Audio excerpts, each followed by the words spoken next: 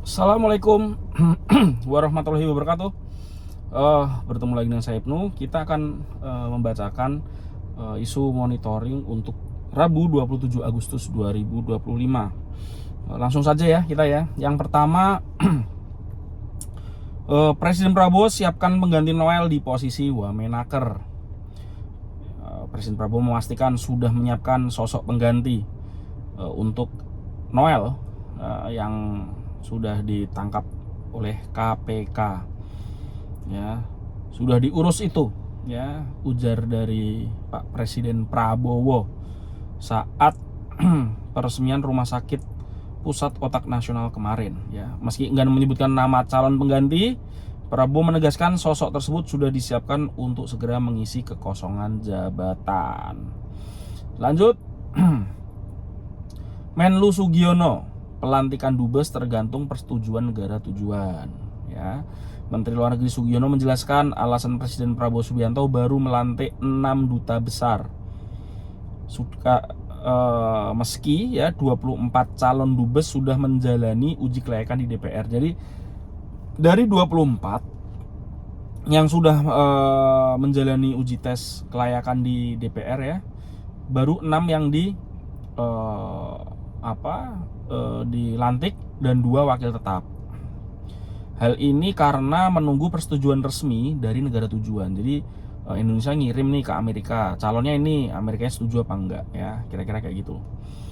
Selanjutnya, Badan Gizi Nasional cek food tray MBG impor dari Cina, diduga mengandung minyak babi. Kepala Badan Gizi Nasional Dadan Hindayana menyatakan pihaknya tengah melakukan pengecekan ulang terkait ompreng makanan bergizi gratis yang diimpor dari Chaoshan, China. Ya, isu mencuat usai unggahan di media sosial menyebut jutaan ompreng berbahan stainless steel 201 non food grade telah beredar di sekolah-sekolah. Ya, ini isunya rame nih ya. Badan Standarisasi Nasional atau BSN menegaskan telah menetapkan SNI 9369.2 2025 terkait food tray dari baja tahan karat agar aman. Jadi yang isu yang beredar sekarang yang ompreng yang beredar itu stainless 201. Biasanya berapa? 304 kayak gitu-gitu ya kalau yang beredar di marketplace. Selanjutnya, suami tersangka pemerasan di Kemnaker. Ya, ternyata itu dia adalah gini.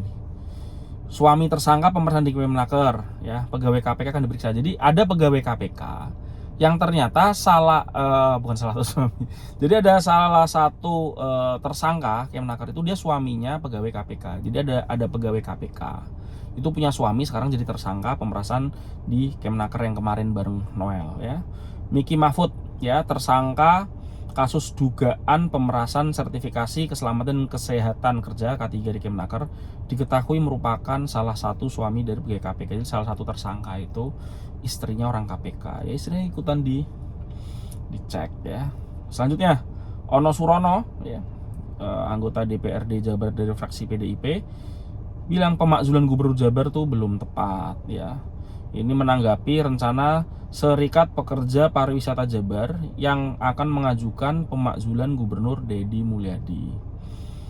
Oke, selanjutnya Prabowo ya, Presiden Prabowo bilang Indonesia kekurangan 70.000 dokter spesialis. Ini jadi perhatiannya Pak Prabowo ya dari lama ya, tentang kesehatan ya, rumah sakitnya kurang, dokternya kurang ya. Presiden Prabowo menyoroti krisis tenaga kesehatan, terutama dokter spesialis yang dialami Indonesia saat meresmikan Gedung Layanan Terpadu dan Institut Neuroscience Nasional di RS PON Maher Mariono.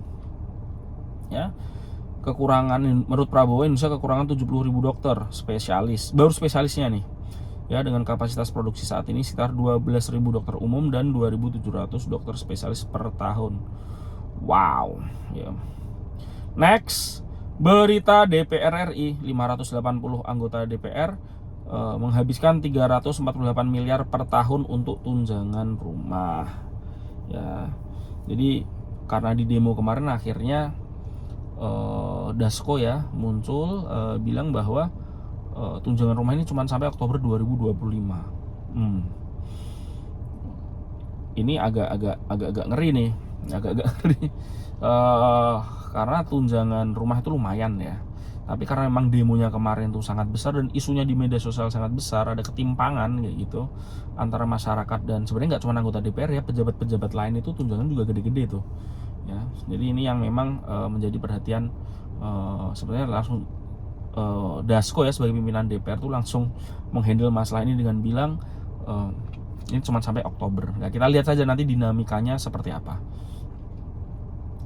Sahroni sebut ricuh di DPR sebagai premanisme. Wakil Ketua Komisi 3 DPR RI dari fraksi Nasdem, Ahmad Sahroni menegaskan bahwa kericuhan di luar gedung DPR MPR tidak bisa disebut sebagai aksi demonstrasi. Menurutnya tindakan massa yang bentrok dengan aparat disebut premanisme. Ya, oke. Kemarin juga saya lihat di berita ada pembakaran motor ya di pintu selatan kalau nggak salah, yang dekat Hotel Mulia itu. Sahroni dukung Polda Metro Jaya tangkap massa anarkis di DPR. Masih Ahmad Sahroni, Wakil Ketua Komisi 3 tersebut menyatakan dukungan terhadap Polda Metro Jaya untuk menangkap massa aksi yang bertindak anarkis di luar gedung DPR RI. Selanjutnya berita DPD RI minta evaluasi pesantren terkait kasus penganiayaan. Kasus dugaan penganiayaan terhadap santri asal Aceh berinisial S di sebuah pesantren di Kabupaten Bogor kembali mencuat. Ya, peristiwa pemukulan dan tendangan oleh seniornya pada 12 November 2024 itu membuat korban trauma mendalam. Hampir 10 bulan berlalu, proses hukum di Polres Bogor dinilai mandek. Ya, keluarga melaporkan ini ke anggota DPD RI asal Aceh, Haji Sudirman atau Haji Uma. Haji Uma mendampingi korban dan keluarga ke LPSK meminta perlindungan. Dari isu ekonomi ya, Perum di bawah BUMN masuk Danantara bulan depan. Wakil Menteri BUMN Kartika Wirjoatmojo mengungkapkan Kementerian BUMN tengah mengkaji perubahan status perusahaan umum atau Perum menjadi PT atau perseroan terbatas. Kajian ini ditargetkan selesai dalam sebulan, mencakup evaluasi kinerja setelah dasar hukum pengalihan status. Ya, ada beberapa ya, ada 10 Perum saat ini, yaitu Perum Damri ya, Perumnas, Perhutani, Airnav Indonesia, Bulog, Peruri, Jasa Tirta 1 dan Jasa Tirta 2, PNRI dan LKBN Antara. Selanjutnya HPM dan HPB jadi batas bawah penjualan mineral batubara. Ini soal harga batubara ya. Menteri ESDM Bahlil Lahadalia menetapkan aturan baru harga jual mineral. Kini HPM dan HPB berfungsi sebagai harga batas bawah. Nih, HPM itu harga patokan mineral, HPB itu harga patokan batu bara. Banyuwangi jadi lokasi uji coba bansos digital. Pemerintah akan mencoba uji coba digitalisasi bantuan sosial di Banyuwangi pada September 2025. Ketua Komite Percepatan Transformasi Digital Pemerintah, Luhut Binsar Panjaitan, menyebut pilot project ini menjadi tahap awal sebelum diterapkan secara nasional. Nah, kenapa Banyuwangi? Karena dulu Banyuwangi di bawahnya Aswar Anas itu dia berhasil menjadi salah satu kabupaten ya yang melakukan digitalisasi dengan cukup masif. Isu sosial ya, 351 demonstran ditangkap di DPR, 196 pelajar dipulangkan polisi. Wow, ini yang kemarin ya, yang ditangkap-tangkap oleh Polda Metro Jaya. Selanjutnya BNN kaji kemungkinan larangan vape di Indonesia. Kepala BNN Irjen Pol Suyudi Aryoseto menguapkan pihaknya tengah mengkaji kemungkinan pelarangan rokok elektrik atau vape di Indonesia. Ya, ini menurut Suyudi langkah ini terinspirasi dari Singapura yang telah lebih dulu melarang peredaran vape. Meski belum memastikan apakah isu tersebut akan masuk di pembahasan RUU narkotika, Suyudi tidak menutup kemungkinan. Ya, selanjutnya ya, bahasa isyarat akan masuk kurikulum nasional.